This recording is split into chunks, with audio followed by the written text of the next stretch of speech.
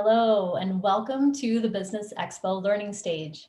Thank you to our presenting sponsor, Blue Cross Blue Shield of Michigan, for helping make this event possible.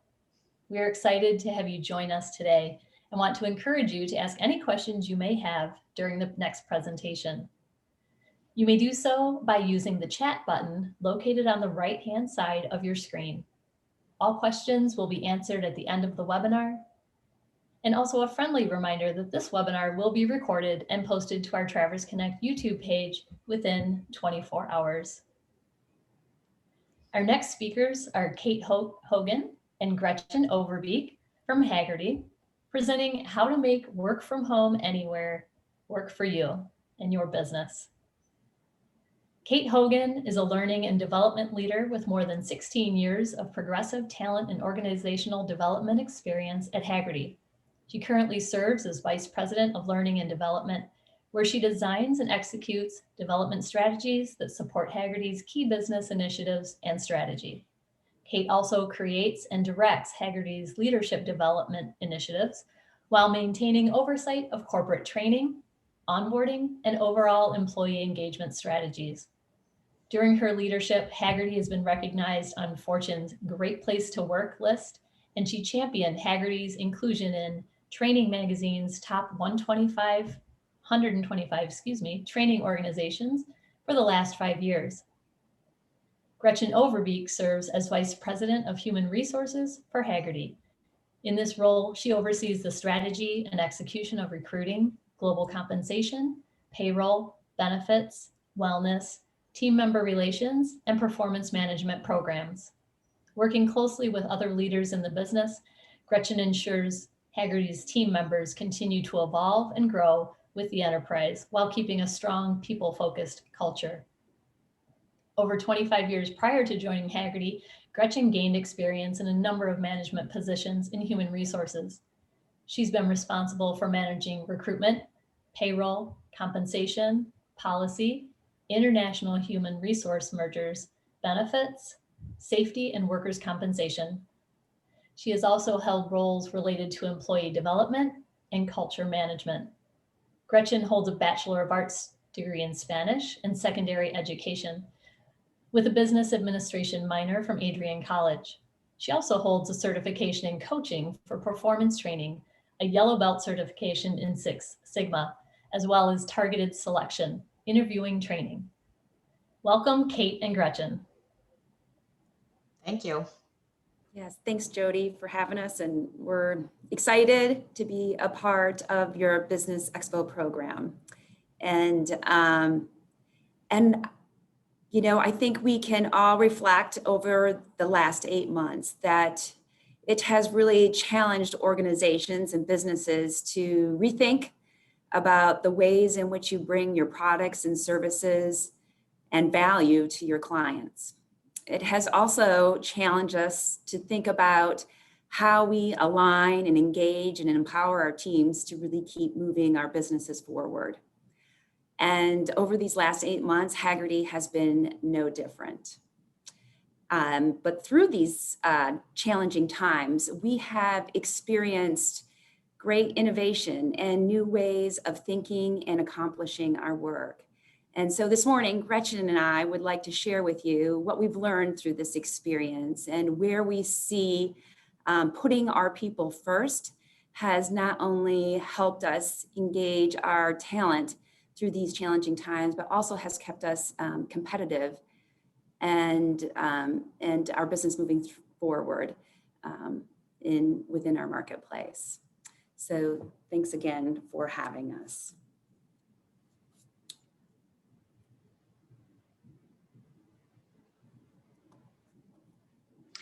So one of the first areas that we needed to truly reimagine and think about differently was recruiting.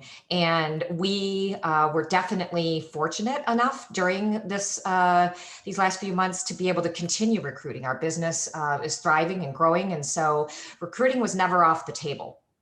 And I know that many of you have been, once again, thinking about how do we rethink our recruiting efforts during a pandemic. And so a few of the things that we have done is, first of all, rethink recruiting beyond just the regions where we have businesses or where we have office space, and really expanding our thoughts and our horizons. I can tell you that a year ago, we would have been very kind of Traverse City centric or, Colorado centric about where we were thinking about bringing in our talent. And now that we've all been kind of put into this human experiment, everybody's working from home, at least in our business. I recognize that there are some businesses that can't work from home. But at Hagerty, 95% plus of our people are in a home office. We've really been able to think further than the region that we're in. And that has helped us gain maybe a different level of talent.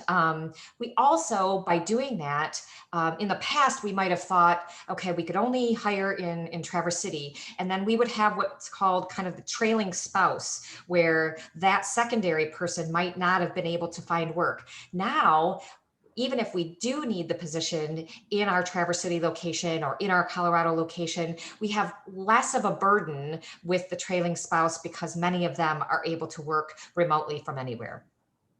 The other thing is that we needed to think through the actual process of recruiting and the actual interview process and be very purposeful in how we thought through this. So thinking through, how do we prepare the candidate? How do we prepare our interviewing managers?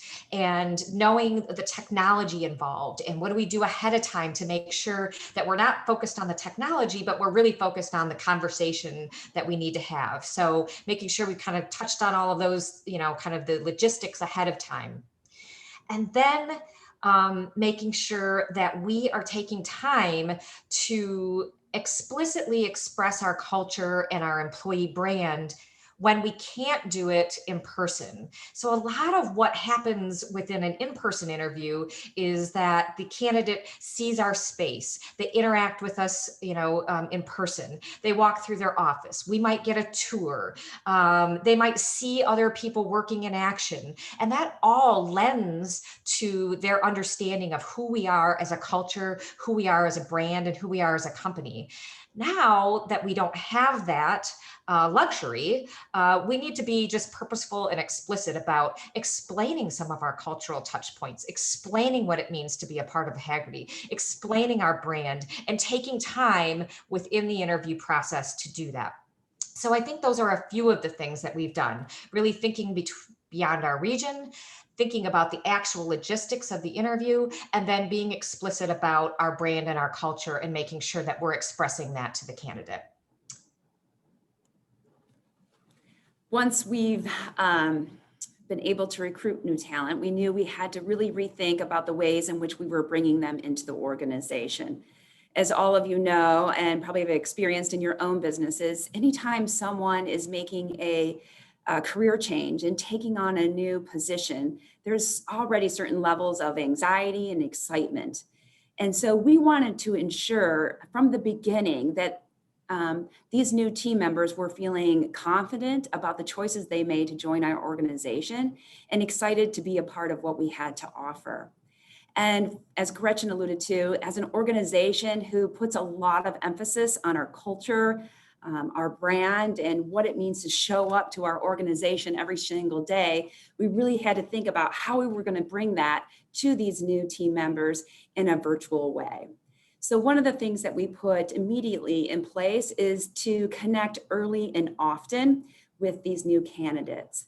So not only does this responsibility lie within our recruiting teams and our HR teams, but also we put this emphasis on our hiring managers and the teams that we're bringing new employees onto their group. So certain things like as simple as making a phone call to your candidate once they've accepted the offer and inviting them maybe to a virtual meeting with their entire team. We've also had leaders who have taken videos of their workspace and sent those along ahead of time to these new team members just to make them feel included and to give them a little taste of their new team that they're joining. The other piece that we put in place is we wanted to make sure that people knew that we had a plan once they joined our organization. And so we started to put a lot of emphasis on the agendas and the training plans that we were going to provide these new employees. And so things that would include not only their particular role training, but also to programs and meetings that they would be having with individuals across the organization, to give them that perspective and insight that they probably would have obtained just from being in one of our offices.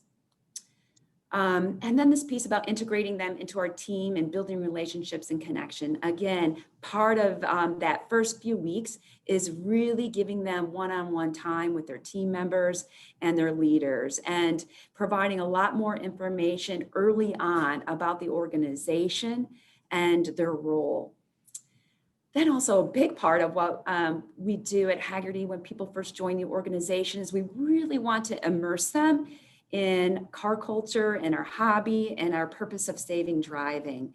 And so, of course, working remotely, this created different barriers in doing that.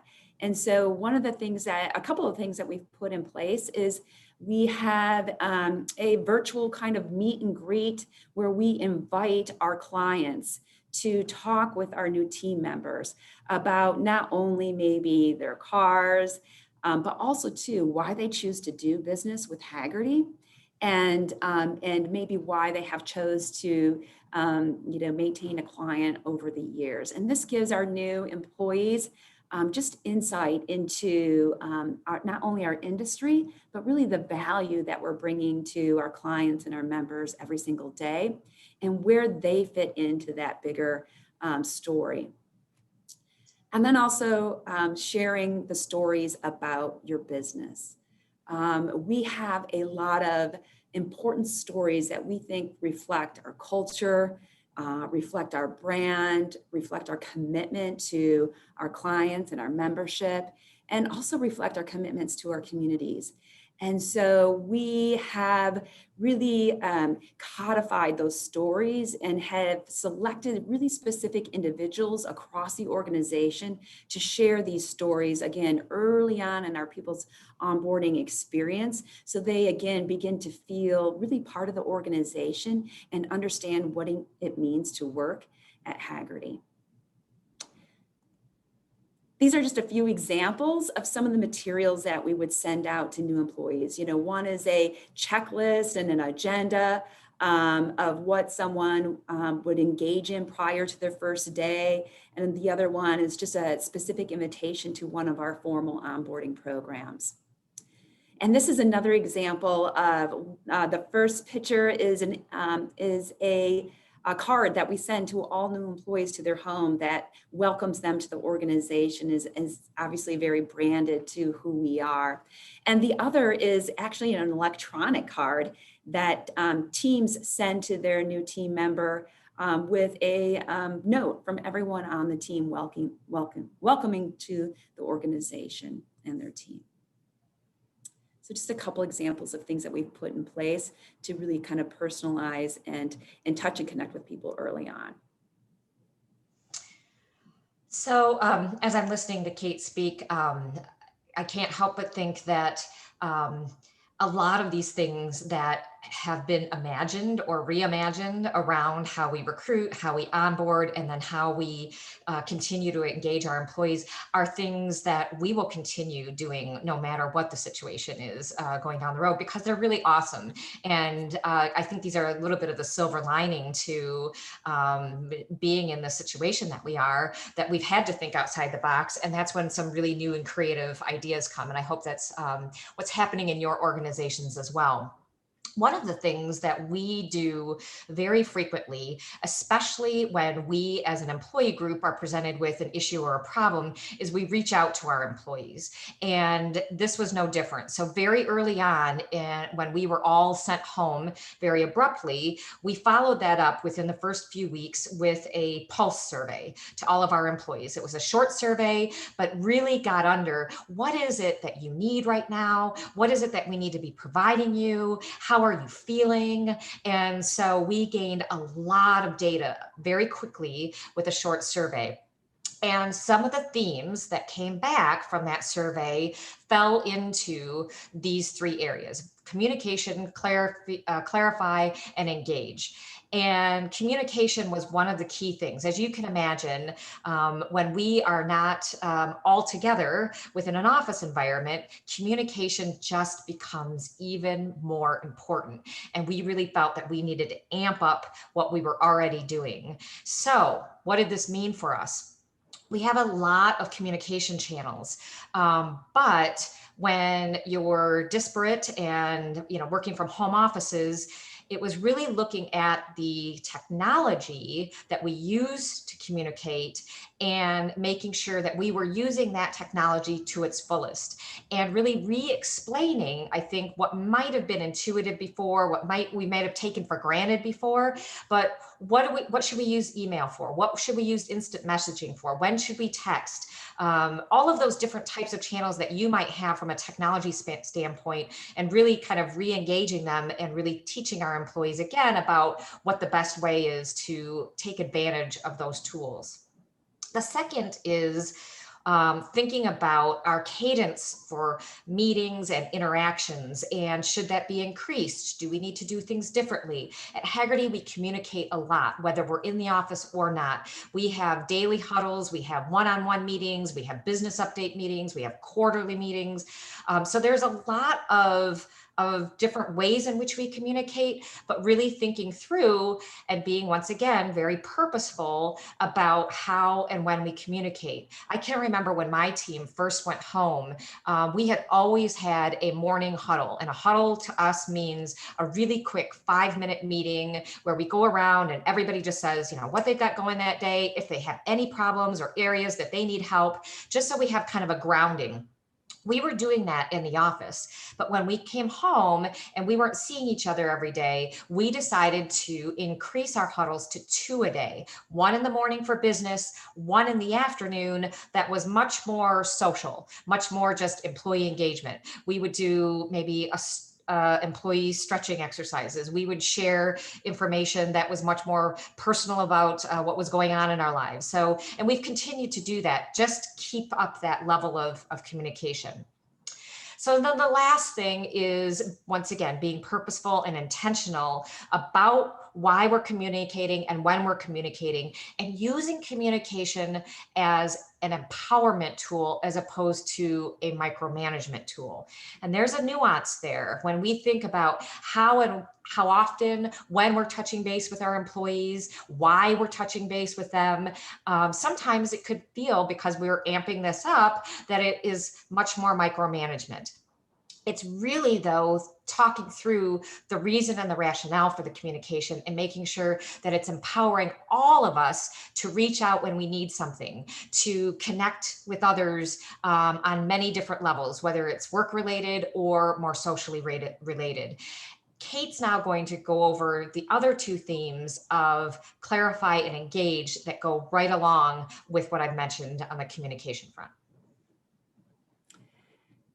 We also determined, as Gretchen said, the need to really clarify what was the most important work that our people needed to be doing, especially when we first transitioned to work from home. Everybody wanted to be contributing, but we knew things were going to be changing, right? And roles were pivoting based on these new dynamics of how we were bringing value to our customers and our members. So the first thing that we started to do more frequently is sharing the progress of the business. And this was reporting out, what was our progress with certain priorities or strategies that we had put forward, and how were we doing from a revenue and growth standpoint. And so we put those communications into a weekly video that was coming from McKeel Hagerty. And this kept everyone informed and updated, so they were really not making up their own stories. about what was happening within the business. So really get in front of that. Where were we having challenges? Where were we making progress? And how were we pivoting in a response? The other piece that we needed to do is really create clarity on the most important work that our people needed to be doing on an individual level. And we found a shift happening because we were no longer able to really validate the work people were doing just by being in the office, or as we say, spending time in the seat. And so we needed to be clear on our goals and creating them more in outcome-based focus. So rather than a goal being determined by task or busy work, what was going to be the real outcome of that priority, of that task, or of that goal for the business or the team? And so we spent a lot of time focusing on our goals and ensuring that they had line of sight of what was the bigger impact that we wanted to have happen based on the completion of this goal. And this allowed for more autonomy in people's work, right? Because as we all know, people's schedules might have had to change. And so we wanted to allow where the capacity was able to let people do the work when they had the time, and create more of a focus again about the bigger outcome of their efforts. We also have found, as Gretchen talked a little bit about, that there were exciting new innovations and ways of thinking about how we were accomplishing our work. And we found people thinking about old problems in really new and exciting ways. And as leaders, we wanted to illuminate the work that was being done by our people and really celebrating new, innovative, and efforts for people to overcome obstacles in their work. So we really put a lot of emphasis into this at an organizational level and at a team level. Where was I as a leader really celebrating and bringing to light the things that my team were doing on a day-to-day basis to help our organization and our team move forward. And as Gretchen talked about too, some of those things we will not go back. There are great practices, best practices that have emerged from this effort and work that is going to change the way we do things for a period of time. The other thing that we needed to do is really engage our teams in new and innovative ways. And so one of the things that we also wanted to be very intentional about is when we did have a challenge or obstacle at a business or at a team level, that we were putting it on the table for all minds and all roles to think about. Some of the best ideas that have come over the last 8 months have come from our frontline teams, and they want to be a part of these new solutions. And so again, if there's a new issue or opportunity that has emerged because of the challenges within this pandemic, we wanted to put it on the table and say, what's a new way that we can think about this? And there has been just really cool things that have come to the forefront, again, that we will probably keep as best practices as we move forward. And then also too, as Gretchen talked about, just creating opportunities for people to connect and collaborate. And some of this is about business, and some of this is just about allowing people to continue to build relationships. We often say at Hagerty, the people that we work with are oftentimes our best friends. And so giving people the opportunity to still come together on a personal level. And as leaders, making times, really intentional times to just connect with people one-on-one and make sure that they have what they need to complete their work and feel engaged and contributing to the organization. This is just a few of the different ideas that you could incorporate into your team activities. Some of these, again, are business, and some of these are relational, and some of these are just about overall well-being for our people. So, learning circles is just creating dedicated time, maybe to participate in a webinar with your team, or maybe a TED Talk with your team. Moonshot brainstorm is maybe thinking about a really exciting opportunity or problem and just allowing people to think out of the box for a period of time. And of course, wellness breaks. And this can be, as Gretchen talked about, stretch breaks, meditation, giving people time to just be quiet actually, and rest their minds and their bodies. And game nights and desk show and tells and icebreakers, different icebreakers in the beginning of traditional meetings to just connect people. So one of the things, this is more of an example of one of the things that we did early on to really kind of truly reimagine work was what we call the One Team Hagerty project. And as Kate mentioned, when we were presented with problems, presented with opportunities, we went to the front lines and asked our employees, how do we solve these issues? And so you can imagine in our business, as well as many other businesses, there were employees who had positions that either completely went away because of the pandemic or were significantly reduced. So think of things like the team that worked on corporate travel, the team that worked in our coffee shop that was closed, the team that worked in our fitness center that was closed, some of the people that worked in our events department, which was greatly diminished work. So we needed to pivot quickly and think creatively about those employees and the work that we needed to get done.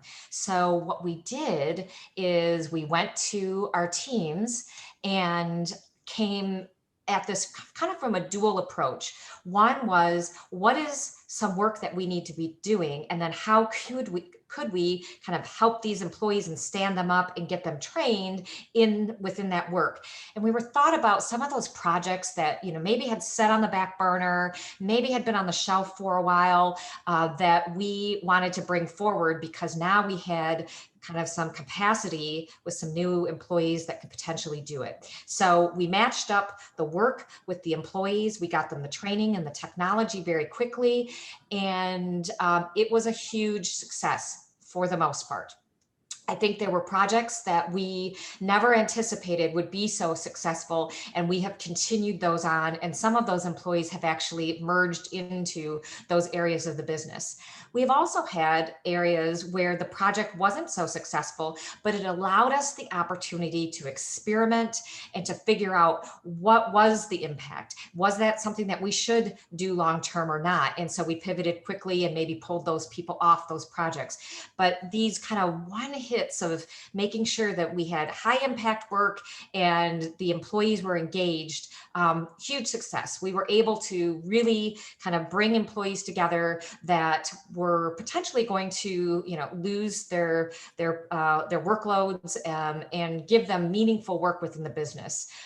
It really helped us what we would call celebrate our agility and our growth mindset, meaning how quickly can we pivot, and the growth mindset, meaning we fail fast, but we move on to the next thing. It was a huge success. We're super thrilled with that kind of experiment that we led. A few other things that have really come out of this time and that we've heard from our employees and our leaders are these three additional themes. One is around listening and really empathetic listening. Everybody has a different situation. Everybody has a different, a different family group, and everybody needs their leaders to really intently listen with empathy. So we have really encouraged our leadership to make sure they're reaching out often and not speaking, but truly listening to the needs of their employees and recognizing that everyone's circumstance has changed over time. What we were dealing with in the first few months of the situation, the pandemic, is different than what we're dealing with now. School situations have changed, childcare situations have changed. And so it's this continual empathetic listening that we need to be reaching out and being proactive with our employees. Then the next was reflecting and problem solving. We need to make sure that we are doing what our employees need for them to succeed. So what is it? What are the barriers? What are the problems? And how can we really help our employees succeed through this time? And a lot of times it is coming together maybe as a group to brainstorm, but there are some simple things Kate alluded to. Maybe it's working early in the morning and late in the evening and having the middle of the day free for childcare. Maybe it's reducing a work schedule completely. I can't work 40 hours, but I can work 25 hours. It's just, once again, rethinking and problem solving with our employees and knowing that it's individual. It's really individual at this point, and we've got to get kind of underneath what is going to make each one of our employees successful, and knowing that those solutions are going to vary.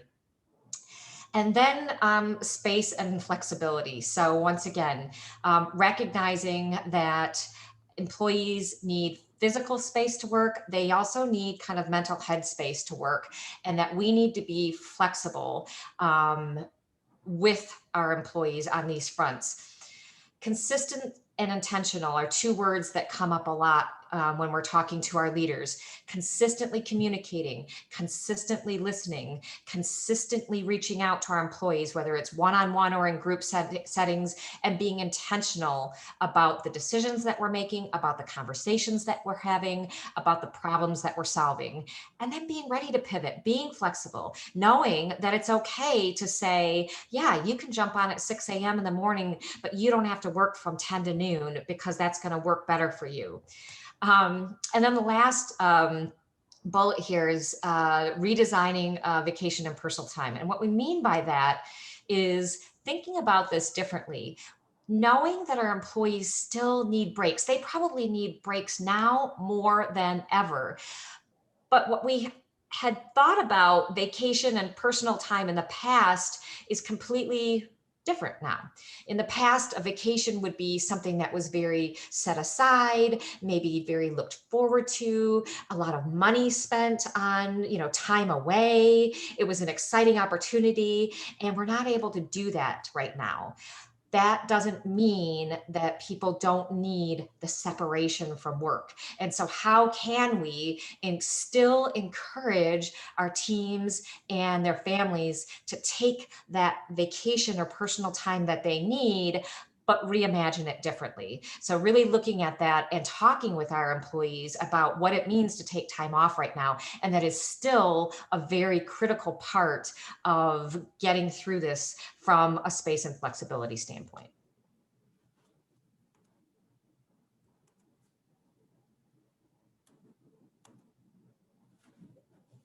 So we're just going to kind of conclude and leave some time for questions here.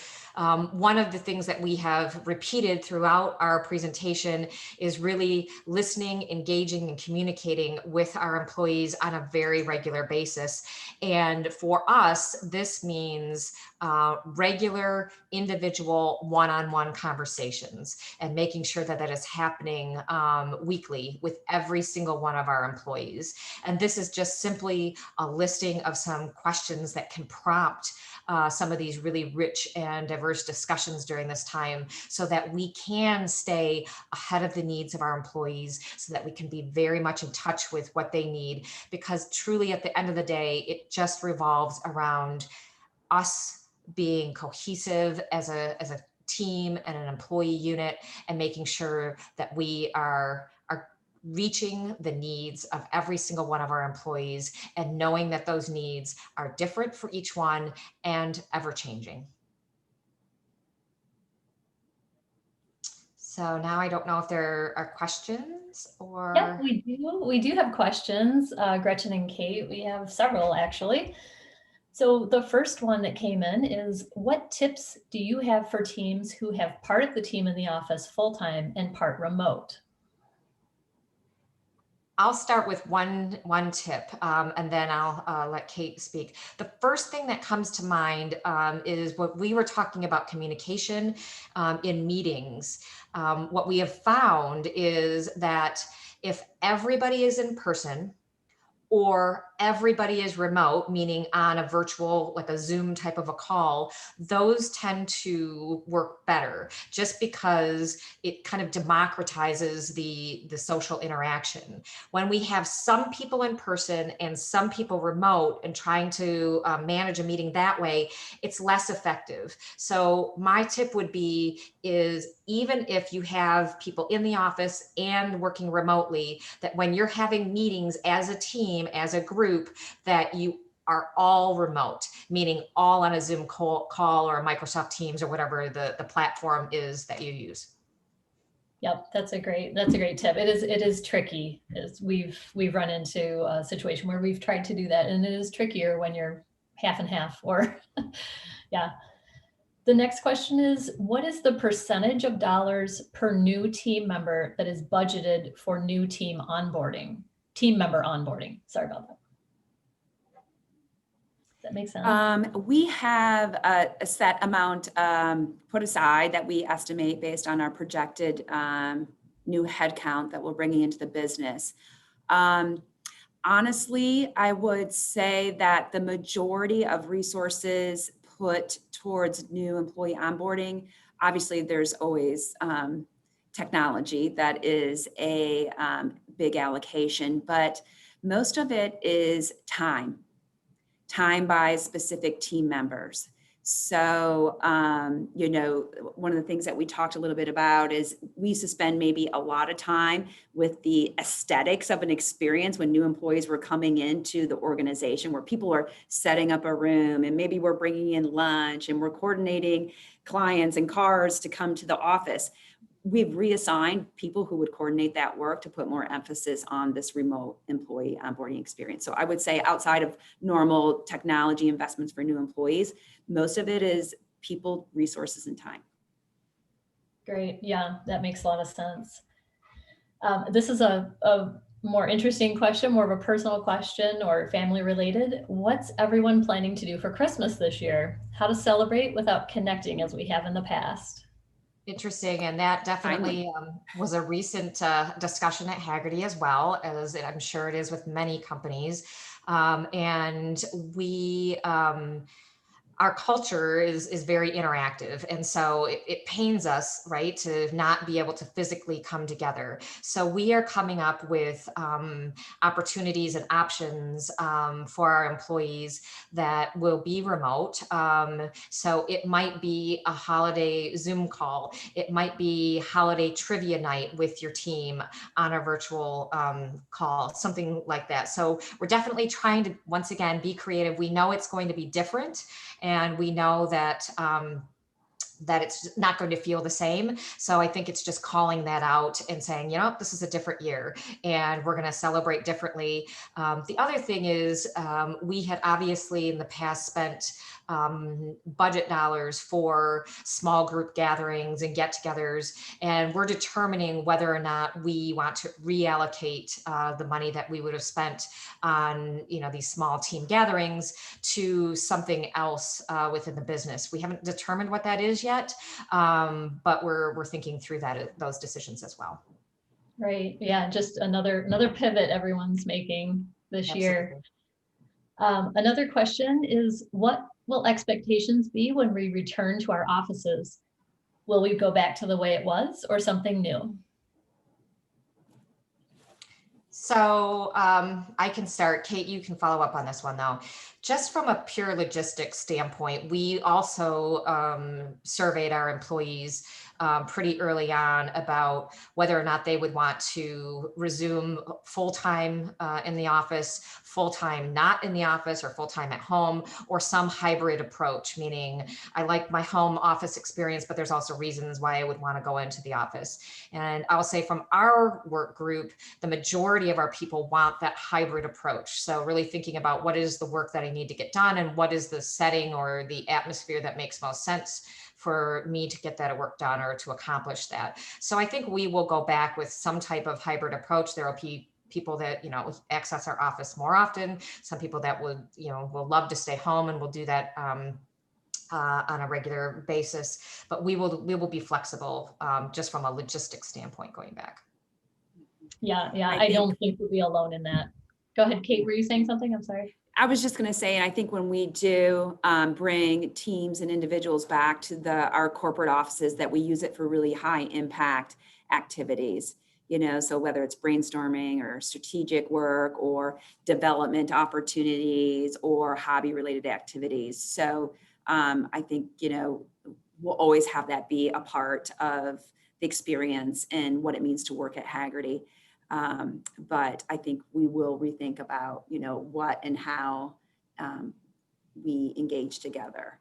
I think also too, what's exciting is this has allowed us to think about the idea that people can work anywhere and still come back to the organization, whether it's virtually or it's in person, to be a part of the company and contribute to their teams. And so the capabilities that we have been able to create through this experience is going to really lend itself to our future growth. Yeah, I think you're right about that. Could you guys stop your screen share? Participants are asking that they can see both of you live. One last question, and then we're going to be getting short on time. And this was addressed by you a little bit, but I think they want a little bit more input from you. You hinted, let's see. You hinted at success with experiments. One concern I've heard anecdotally is mixed results with productivity when working remotely. What has Hagerty witnessed, and how do you balance this need for productivity with understanding that many employees are new to working remotely?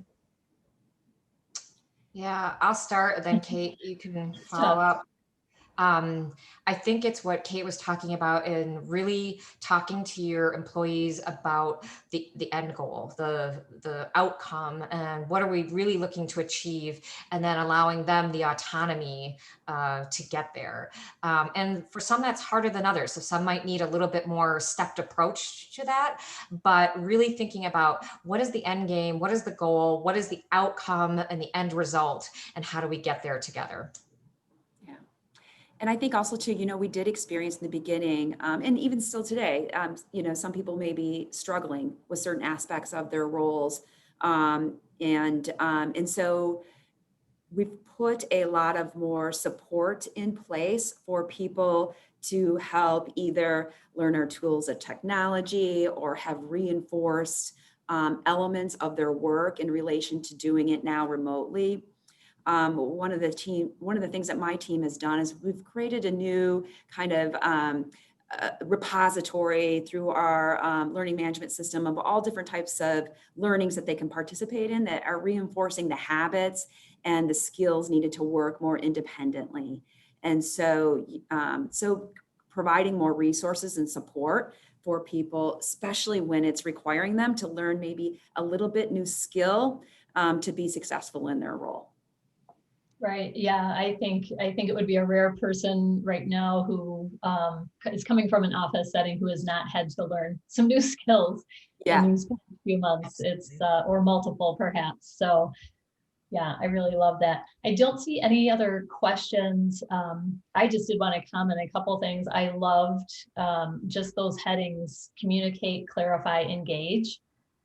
Those are just really great takeaways just to keep in mind at all times. And the failing fast. I think a silver lining, if there can be one in all of this, is that we've all had to try new things and try them quickly. And maybe they didn't work. And I think we're all much more forgiving with ourselves and each other as far as that's okay. We gave it a shot. It worked. It didn't work. Moving on to the next thing, and then keeping what does work going forward. So I just think that's been great. So I think if that's it from your end, I will go ahead and wrap things up. So thank you again, Kate and Gretchen, for joining us today. We really appreciate your time in sharing your valuable information. We'd also like to thank once again Blue Cross Blue Shield of Michigan for making this event possible. We hope you all enjoyed the learning stage and encourage you to check out future learning stages webinars this afternoon, in addition to the other features in our virtual expo today. Thanks everyone for attending. Stay safe, stay healthy, and we hope to see you at our next webinar. Have a great day. Thank you for having Thank you. us.